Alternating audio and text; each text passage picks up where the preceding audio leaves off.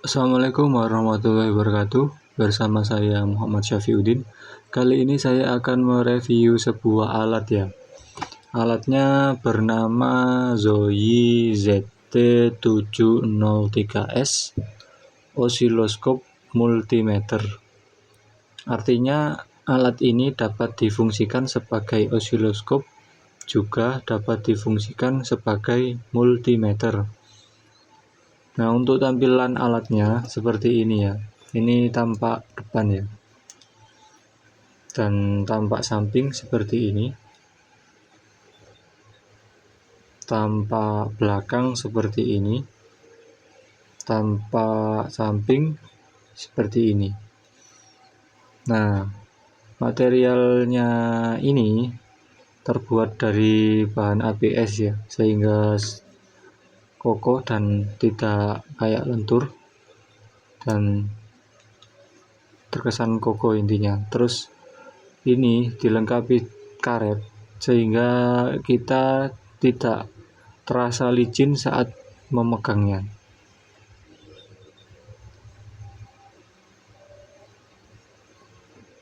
Kemudian untuk tombol-tombolnya, di sini ada tombol F1, F2, F3, F4, power button, auto ring, hold save, mode, menu, panah atas, panah bawah, panah kanan, dan panah kiri. Terus untuk yang probe-nya ya, ini untuk probe multimeter ya. Tersedia untuk probe pengukuran arus sampai 10A, dan ini untuk probe arus miliampere, dan ini COM-nya. Kemudian yang ini probe-nya itu untuk tegangan, hambatan, frekuensi, kapasitansi, dioda, dan buzzer. Jadi multimeternya ini dapat mengukur kapasitansi juga ya. Kemudian dari sisi oscilloscope-nya, di sini ada kayak terminal ya. Nah, ini terminal untuk keluaran dari signal generator ya. Jadi seperti oscilloscope pada umumnya, kan biasanya ada untuk signal generator untuk kalibrasi. Nah, di sini juga disediakan signal generator. Dan signal generatornya ini pilihan sinyalnya juga macam-macam. Tersedia sinyal persegi, juga tersedia sinyal sinus, gergaji, sinyal segitiga, sinyal setengah gelombang, dan sinyal gelombang penuh. Jadi signal generator di oscilloscope ini tergolong cukup lengkap ya, karena tidak hanya sinyal persegi saja. Kembali lagi ke tampilan alatnya. Di sini ada USB Type-C ya. Ini USB Type-C ini dapat digunakan untuk mengecas alat ini. Nah, jadi alat ini itu baterainya dicas ya. Jika sudah habis bisa dicas. Dan selain itu, USB Type-C ini dapat digunakan untuk mentransfer data. Nah, datanya itu kan biasanya berupa screenshotan dari layar ini ya.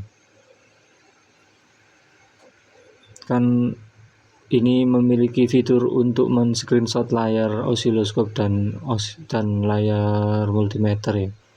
Layar oscilloscope saja ya yang bisa di screenshot ya. Dan datanya bisa dikirim ke komputer lewat soket USB Type-C ini.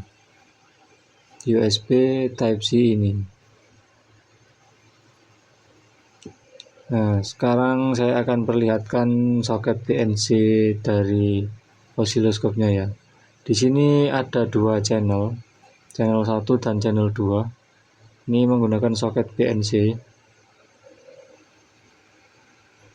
Terus ini dapat mengukur dua pengukuran secara bersamaan. Dapat mengukur gelombang secara bersamaan karena channelnya ada dua. Ya, mungkin itu saja ya tentang pengenalan pengenalan dari bentuk fisik unitnya ya. Kita sekarang akan membahas kelengkapannya yang saya dapat waktu pembelian. Nah, saat pembelian saya dapat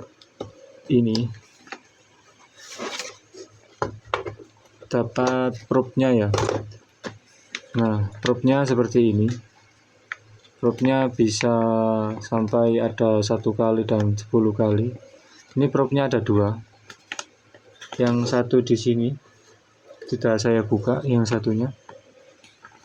Nah, ini ya contoh probe-nya ya. Nah, probe-nya itu ada faktor pengkalinya ya. Ini kali 1 dan yang ini kali 10. Jadi probe-nya bisa untuk kali 1, bisa kali 10. Probe-nya seperti ini ya. Nah, ini saya dapat 2 waktu pembelian. Dan ini aksesorisnya juga ada kayak karet ya. Karet ini sebagai penanda saja. Dan juga kita dapat openg untuk mengatur kalibrasi dari osiloskopnya.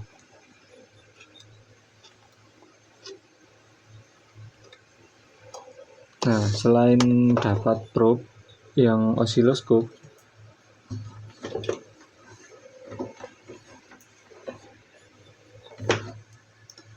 saya juga dapat probe yang multimeter 2 buah ya, seperti biasa ya. Dapat 2 buah probe multimeter, 1 pasang. Nah, seperti ini. Kemudian selain itu aksesoris yang saya dapat juga, saya dapat ini USB Type-C untuk kita mentransfer data. Juga bisa kita fungsikan untuk mengecas dari osiloskopnya. Selain itu saya juga dapat ini ya, tas untuk osiloskopnya. Kemudian selain itu saya juga dapat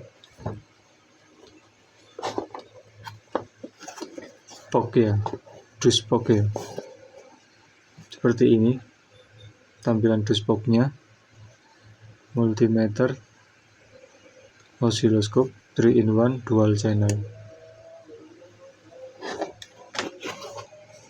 Untuk tulisan di belakangnya seperti ini ya.